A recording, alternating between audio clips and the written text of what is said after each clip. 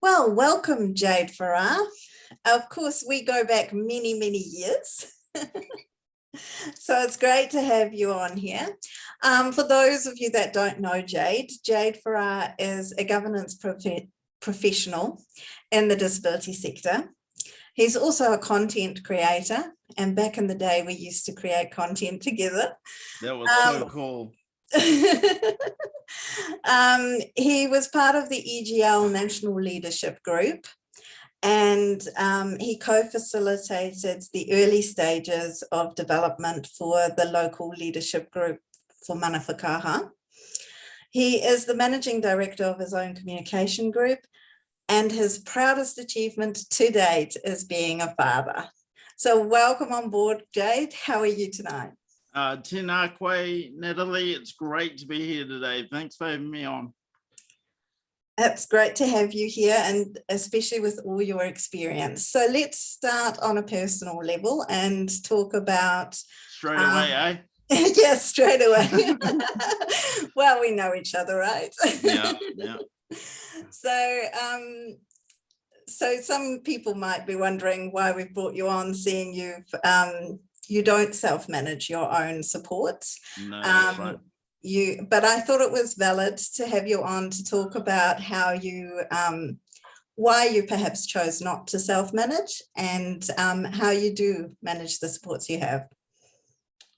Okay, so I probably want to step back a little bit and say that that there was a time before funded family care where it was possible to employ your family members. And I'm a big fan of including my family in my support situation, and it makes sense for them to be reimbursed for that. Then there came a change with funded family care that made support decisions a bit more difficult, a bit more restricted, and more recently, we had what's called, and correct me if I'm wrong about this, Natalie, the resident family carers payment structure, which was really good again. And then after a while, I decided that I wanted to be a little more independent from my family members. So I went with an agency without them. Nice. And so how have you found that, being with an agency? Well, I want to start by saying, like, calling out the elephant in the room, I suppose. I absolutely feel that IF is a valid option for lots of people, and it makes lots of sense.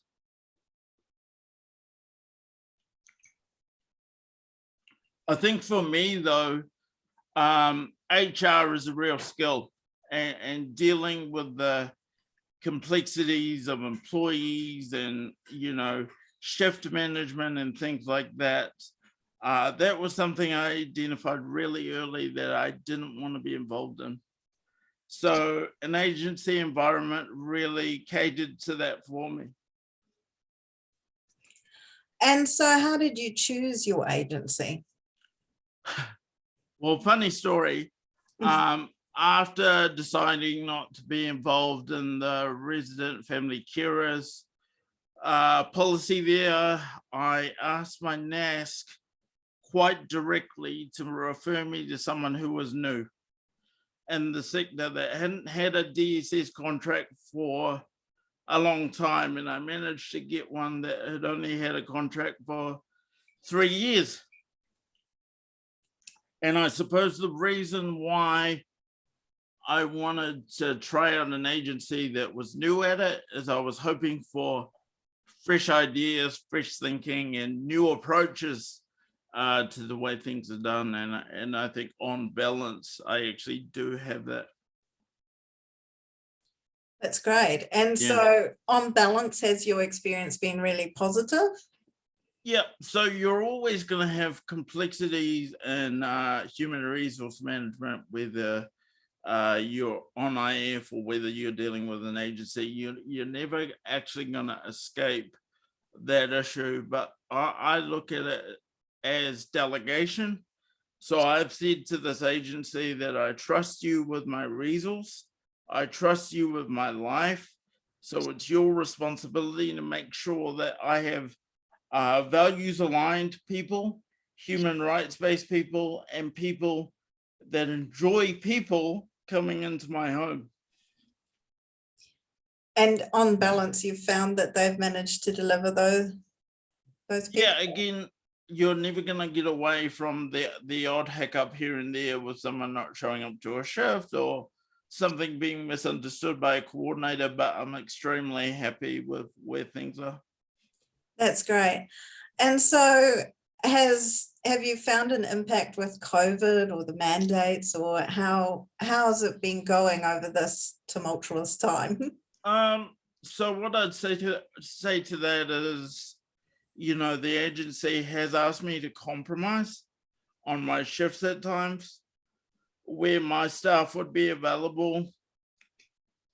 Could they potentially fill in for someone who's had their staff go away due to COVID kind of thing? So those really hard decisions for me. I'd like to say that the majority of the time I've said yes to requests like that.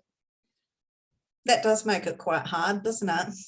Yeah, because in the back of your mind, you're thinking you're impacting another client who obviously has impairments and disabilities. So there is a bit of a guilt trip, I suppose, in there somewhere, isn't there? But I've tried to be a team player for the community as a whole. I am disappointed with the lack of availability of support workers on the whole. Yeah. Yeah, it's a real struggle at the moment from what I've been hearing, and also personal experience, especially with people having to isolate or or if you catch COVID yourself, it's a whole nother story. But yeah, and then of course there's also the mandates, which have also reduced staff numbers and availability as well. Absolutely, that there are so many different issues to be explored behind that, but I can't help thinking that the disability support sector might have been an easy target for mandates, and I'd be really interested to hear from your members their views around that. Yeah, that would be great. Drop us a line in the comments. And yeah, we'd love to read those. So so looking forward, so you've obviously worked in the EGL space for quite some time, and yeah, that's right. And so when we were talking before, you talked about the difference between EGL and IF, and I wondered if you could just give us a bit of a description of how you see the difference and whether you will be looking at using EGL. Sure. So my take on this is that IF was brought in at a time where there was no choice for disabled people and families at all. And I'm not being super accurate here, but I think it was the policy was brought in roughly 20 years ago. Happy to be corrected by you, Natalie, on that. That sounds about right. Yeah. And it served a great purpose in terms of ushering in the concept of authority, choice, and control over someone's life. And there's much talked about the control over the budget, the ability to buy things that directly contribute to disability support.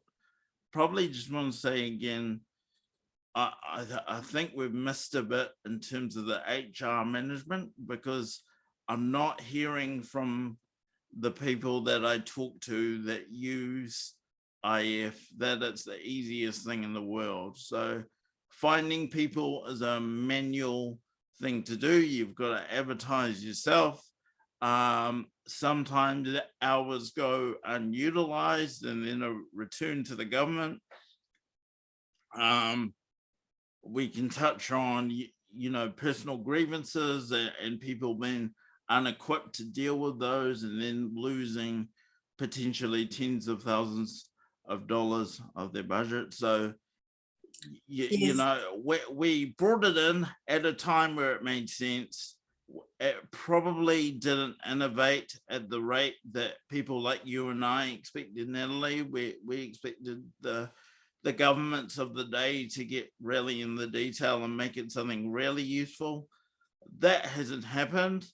I've got a real strong sense, though, that the personal budget will help with people being able to innovate and address problems like HR, like protecting themselves from personal grievances, because you decide how you want to manage those issues. My vision, decisions are still being made around this, but if you were to ask me, my vision is you could happily hire a HR company to do all that for you. You might even have the flexibility to hire a HR team to help you work through legal requirements and personal grievances and things like that. The thing that people should be excited about in terms of the personal budget generally is that it's not going to be a Ministry of Health or Health New Zealand construct. The total vision for personal budgets is that your budget is contributed to by all the agencies of government, not just the ones apparently responsible for disability.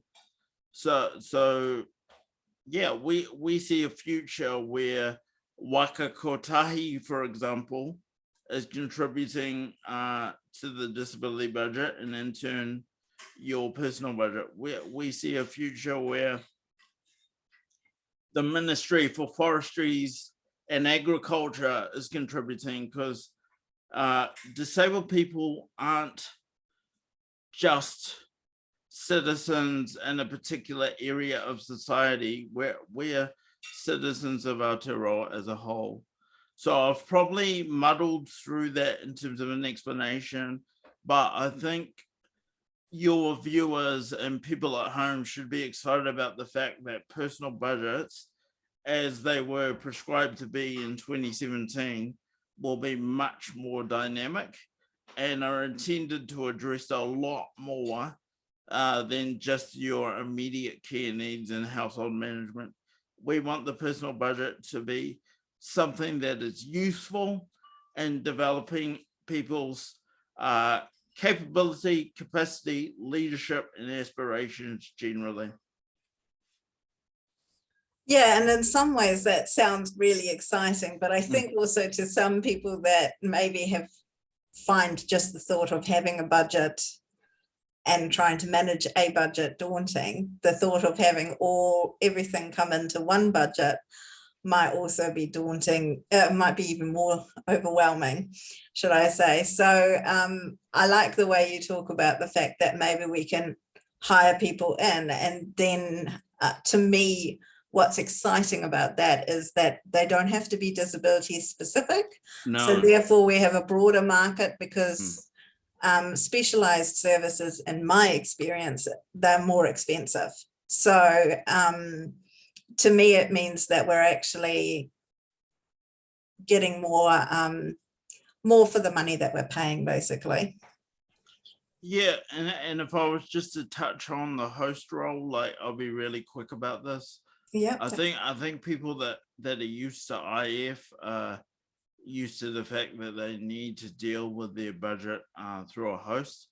If you take the examples of Waikato, EGL, and Manawhakaha, for example, host is still available, but they're not compulsory. So people should be excited about the fact that there may be a greater range of choices there. What I haven't touched on about the personal budget is that it's not something you must manage in an IF framework. You could happily deposit your personal budget to an agency if that's what you wished. You could happily deposit your your personal budget to your local lawnmower man, if you wished. You know, if that was of importance to you, that's the vision that we have for that. Decision still to be made by you. Yes, and I guess that's the exciting thing, you know, for house cleaning, you can contract cleaners and rather than support workers or Absolutely. and get creative around how your supports are delivered. You can go to the hairdresser maybe instead of having your hair washed at home. All those creative ways that people can use their budget and find ways around to make it more cost effective and work better for their lifestyles, which is great. But of course, it also requires financial skills to be able to manage the money that you have or know how to access those. But and during the high level design process, we were really clear that there will be a need for scaffolding of supports around that. So we're clear that there are some people that don't want to have knowledge about the intricacies of the funding. They just want to know that it works. So absolutely, based on the work we did then and based on the conversations we're having now, that's really top of mind for us. That's awesome. So in your personal life, how do you think that will change the way you manage your supports, if you're happy to share? Sure. So at a high level, I'm very unlikely to stay with a disability support agency generally. I feel that the requirement to do that doesn't make sense for me. I'd like to be able to hire in, retail cleaning agencies, things like that, and other services just to make my life easier. In the back of my mind, I'm thinking about, wouldn't it be nice to have a nutrition professional come into the home and upgrade my meals a little bit? Those are just a couple of things that I'm thinking about at the moment. And that's perfect. Those are the things that really change and enable a good life. What I probably need to do some work on is the aspirations bit of a potential EGL budget for me. So you listed off a number of the things that I do in the community and how I contribute, but the EGL budget, potentially has the ability to help me do more of what I love and contribute in more ways. Yeah. So it sounds like a really exciting future. Yeah, we just got to make sure that we get lots of disabled people and their families having opinions about this, because the groundswell of input will really help drive the work that the national leadership group do. Yeah, we need more and more people and families getting excited about it, asking questions about it, pointing out the things they like, the things they don't like, and that will help us with the political influence aspect. Absolutely. Yep, the more conversations we can start, the more the better informed government will be. That's what I think is great about the Lookout, because we're having conversations like this and people are able to access them en masse, and I think that's really helpful to progressing EGL forward. So well done, Natalie. Thank you, Jade. All right, well, I think that's a good place to leave this first interview, unless you have something pressing you would like to add. No, I will just say thank you very much for having me this evening. I realize I'm a slight outlier in terms of the content you're creating here, so it's fantastic to be invited to be part of the conversation. I will say again, really want to hear from people in the comments around, the potential form a personal budget, what people want to get out of that. And over time, I'll be able to come back and let people know how to be involved in local leadership groups as we get the resource to roll those out around the country. How does that sound? That sounds awesome. So yeah, do keep us informed, and I will post things up. And when the time's right, we might even have you back on the show if you're willing. Oh, absolutely. I appreciate being here, Natalie. Thanks a lot. Thanks everyone for listening, and please leave your comments below.